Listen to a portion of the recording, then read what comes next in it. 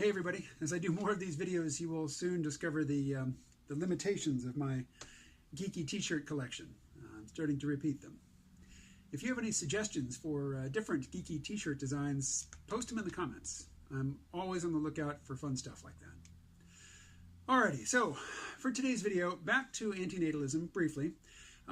Again, I think something that a lot of the people who don't like these videos, but watch them anyway, the ones on antinatalism, what they're missing is I'm not offering general refutations of the philosophy of antinatalism. What I'm offering are specific instances of either bad behavior, unworkable attitudes, or just flawed reasoning on display in forums devoted to antinatalism. So this is something that kind of sets me off. Maybe it's because I'm a parent, and I also remember being a petulant teenager and young adult, but it irritates me when I read somebody in an antinatalist mode, or in an antinatalist forum, just ejaculating about how much they hate parents because parents are selfish, and the decision to bring a new life into the world is always motivated by pure egotism and selfishness. You want to feel a particular way. You want to achieve a certain life milestone. You want to be respectable in the eyes of your family or your community. These are all selfish reasons to bring children into the world. And I don't buy it. I mean, I think about, well, where I live in rural Vermont, we have a big heroin problem around here. Everybody knows somebody who's been to rehab or has overdosed and had to go to the emergency room, or, their kid stole something from them or got arrested. I mean, there are lots of young people causing their parents enormous grief around the topic of heroin use here in rural Vermont. Now, as I said, lots of people have been to rehab. If you go to some rehab facility on the day when they're letting out a group, they've completed their rehab session, you're going to see a lot of young people, and some middle-aged and old people too, but a lot of young people coming out of these places, and they go outside to the people waiting to pick them up and take them home again. And who's waiting? It's their parents. Now, these people are generally over 18. Their parents are under no legal obligation to continue caring for them. And what's more, these young adults have often given their parents every reason in the world to divorce them, to basically lock them out of their lives, shut the doors, say, we tried, but you're too much, get out. These are parents from whom these people struggling with substance abuse have lied to and stolen from again and again in the service of feeding their habit. Is it egotism? Is it selfishness that brings these parents back to give their kids yet another chance, to pay for that rehab, to pay for that lawyer, to keep them out of jail? Is that really selfishness? I mean, you can frame it as selfishness if you want to. You can say, well, they have some egoic investment in the kid. They want the kid to do well. Therefore, they're going to continue to devote energy and resources to that child for the sake of their own self-image. Sure, you could frame it that way, but again, I don't buy it. I see a lot of selfless behavior on the part of parents, particularly parents of children who are adults but are not doing well. And as I mentioned in the most recent video, given economic circumstances right now, there are more and more children of middle-class parents who are failing to establish themselves in the same way that their parents did in terms of starting a family, starting a career, home ownership, all that good stuff that goes by the name the American Dream. Now, another couple of things about antinatalism. It has a couple of preconceptions. These are basically truths that you take for granted just going into an antinatalist argument. And they are one, materialism, which is to say that consciousness arises from sophisticated arrangements of matter. Sufficiently complex structures, typically brains, or now, computer structures, maybe we'll get there, but sufficiently complex arrangements of physical matter gives rise to consciousness, to a sense of self, to a subjective experience. And without the matter, there is no consciousness. That's materialism. Well, I recorded an interview yesterday with the author of this book. His name's Mark Gober. The book has a very long title. I'll read it to you. An End to Upside-Down Thinking, Dispelling the Myth that the Brain Produces Consciousness and the Implications for Everyday Life. So in this book, Mark, who is a very scientifically literate person, not somebody coming from woo-woo left field, but somebody who has actually looked at the experimental data and seen the evidence for thinking that there is some type of consciousness that precedes a person's physical body, and that after death there is something that moves on to a different realm of experience, be it some form of afterlife or reincarnation. There's not maybe, I don't expect that just me saying that I talked to somebody who's looked at the evidence and he says he believes it, I don't expect that to convince you.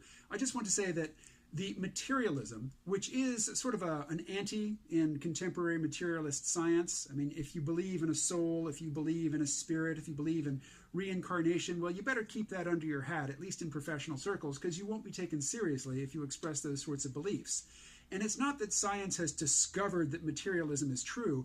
Materialism is an axiom of the current scientific method as practiced in the current scientific community. Science could proceed according to different axioms, and I would argue be largely as effective as it is now, or it can carry on with its current axioms with growing discontent at the margins, as you'll find in a book like this. By the way, you can hear my full conversation with Mark Gober in C-Realm Podcast, episode number 356, Recontextualizing Identity. So, materialism is your basic buy-in, because you can't complain that a non-existent person has no troubles, they experience no suffering, and when you bring them into existence, you impose inevitable suffering upon somebody who otherwise never would have experienced any. Well, you don't know that. You don't know that. It could be that there is a soul, or there is some form of consciousness that is transferred into a newly formed body. And if that's the case, say if the Buddhist view of the mind and the body and the world is correct, your parents are not to blame for your coming into this world. You're to blame. You're the one who has yet to do the work necessary to pierce the veil of illusion and get off of this wheel of birth, death, and rebirth, and go on to your final nirvana. It's not your parents, it's you. From a Buddhist perspective. The other, I think, largely unexamined tenet of the antinatalist philosophy is hyper-individualism, which is to say, only the individual matters. No larger collective structure in which an individual is a part matters. So I think this is best summed up by Margaret Thatcher, who said, there's no such thing as society. What she meant by that is, she was pushing a very, what we would now call libertarian or, right-wing political philosophy that said there is no community, there is no society, there is nothing but the rights of the sovereign individual. And it is the individual who must be protected in law, and it is the rights of the individual which must be enshrined as sacred by government. And don't get me wrong, I agree with that. I think when you're formulating government policy, you absolutely have to focus on preventing unfair treatment of individuals. And that in law, anyway, it's not very helpful to create protected categories. People should be protected, not categories. That's my opinion.